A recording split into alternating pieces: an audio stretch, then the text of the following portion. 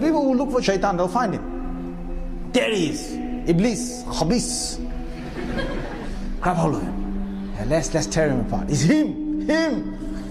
So they'll come to him and they'll say, Iblis, Mr. Big Man, the biggest of all big men, Mr. Big Man. You're the one who led all of us to Jahannam are going today because of you. He's going to say, Iblis is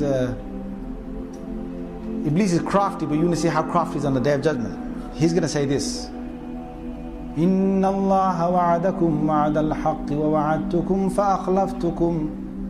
Allah gave you a promise and I gave you a promise. Allah gave you the promise of the Quran and I gave you a promise of whispering into your minds and your hearts. Allah told you, you will get Jannah for this. I told you, don't worry about it, just do it. It's nice, man, it's nice, enjoyable, man, enjoy, boy. I said that to you.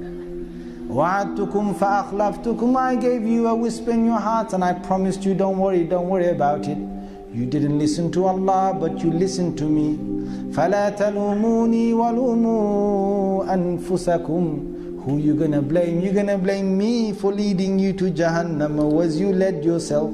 You had the choice to believe the Rahman or the Shaitan, and you chose the Shaitan over the Rahman. So don't come to me today telling me what I should do for you. مَا أَنَا بِمُصْرِخِكُمْ وَمَا أَنْتُمْ بِمُصْرِخِي. You cannot save me today and I cannot save you today. I cannot come to your rescue today. You can't come to my rescue today. We're both here. We're both here in Jahannam. Basically what his motto is, now we're even, Stephen.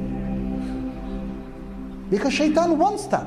He wants us to go to Jahannam. We know that Satan made a pledge with God, or declared himself arrogantly, that he is going to build up the hopes of human beings such that they will turn away from God. He would lead them away from the worship of the one God.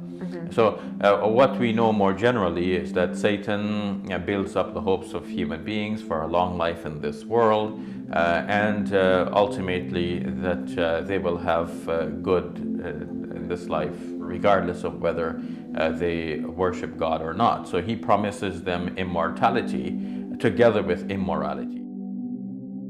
When the final judgment is made and God reveals his power and his control, that is when people will realize that Satan has beguiled them, and Satan himself will now confess, I made a promise to you and that was a false promise. God has made a promise to you, that was the true promise. But Satan also defends himself against blame, because now people know the score and they begin to blame Satan. You are the one who misled us. But Satan's response to that is, do not blame me, but blame yourselves. The extent of my work was only that I gave you this promise and you obeyed, you followed.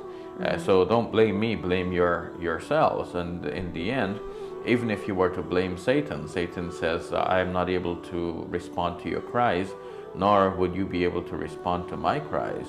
And certainly for the wrongdoers, there is a painful punishment.